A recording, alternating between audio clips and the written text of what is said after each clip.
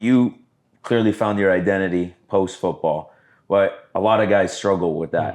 Post anything, right? When you're starting that new chapter, you've devoted so much time and energy into this specific space, and then now it's taken away from you, whether that's through retirement, whether that's you don't get signed or injury or whatever that may be. What would be your level of advice for someone that's struggling to find that identity post career? Pro athlete community. Yes, sir. Man, it is so interesting, and feel very blessed through PAC and through knowing different people. We got to have a conversation. I got to talk to Candace Parker. And I know the stories of like NFL players. And she said to me, she was like, you don't understand of like women's sports is even different.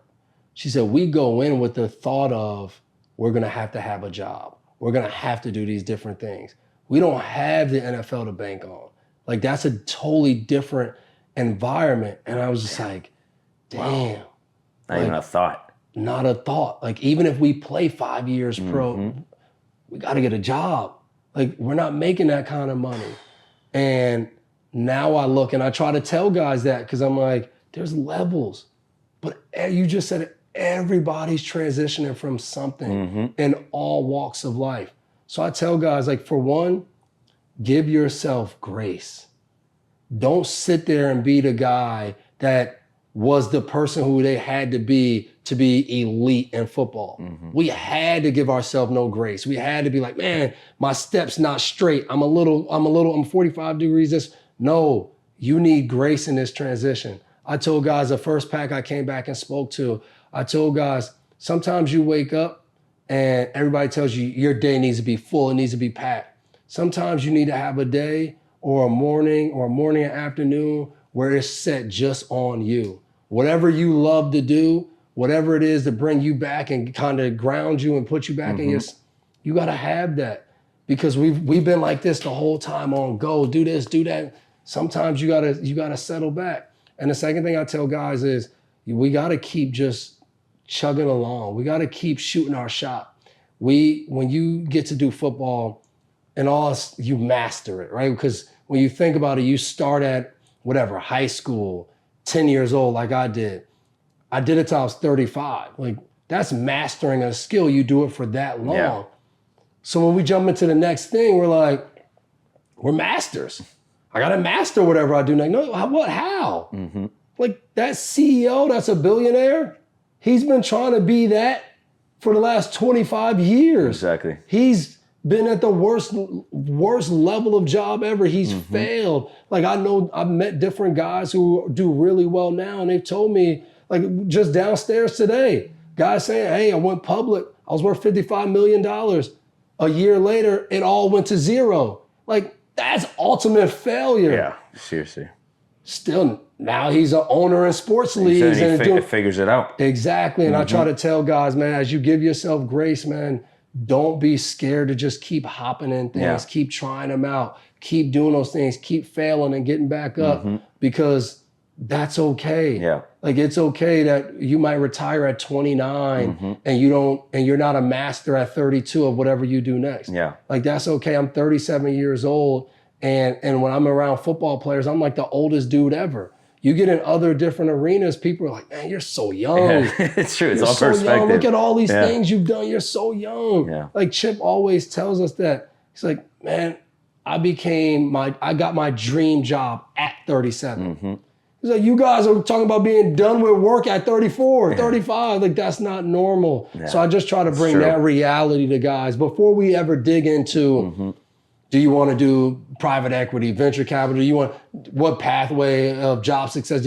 Before we get to any of that, like let's work on you. Let's figure out what you need to do to be the right mindset going forward and what you need to do to provide for a family or whoever you have that's leaned on you throughout your career. How do you continue to be that kind of leg on the table for those people? Because I know that's important to you. Yeah. So how do we continue to be that person? Because like Teal Henderson, who's a big part of PAC, she always says it, if you try to save everybody and you drown, it doesn't help because everybody's still going to drown. So it's making sure we have the right mindset before we really go into anything else. For sure. It's like, people, I'm one of these people too. You're so focused on this like perfectionist, right? Everything's got to be perfect before I do this, Yeah, yeah. right?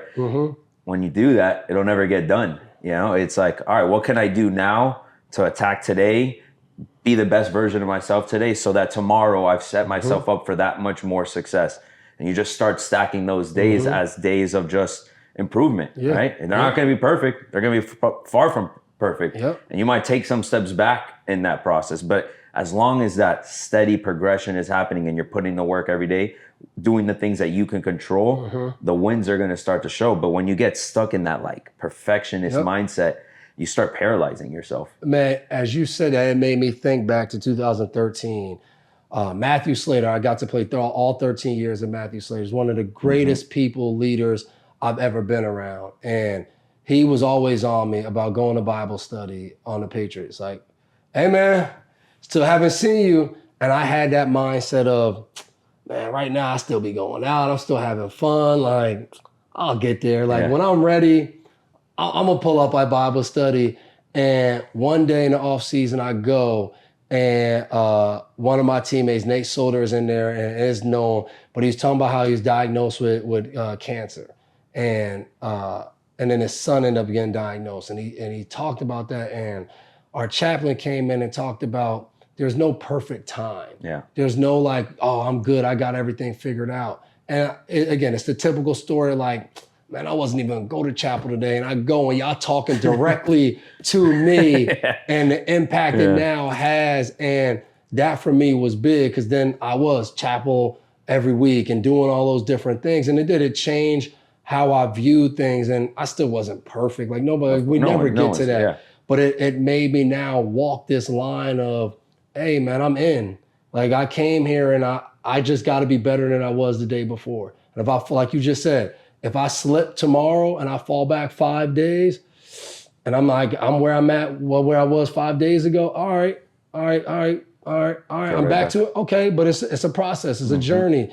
And that was big for me in 13 of figuring that out because I had a really rough year in 2011 and trying to climb out of that. In 2013, I got second team All Pro again as a safety now. So now this was one's like, all right, second team All Pro as a corner and as a safety, put my name next to Ronnie Lott and Rod Woodson, which levels to this. Like they here, I'm a little lower, but the fact that like in the same sentence was like only these three players have done that. I was just like, damn, that's pretty cool. And it was just that mindset of figuring out like, man, it's okay where you're at.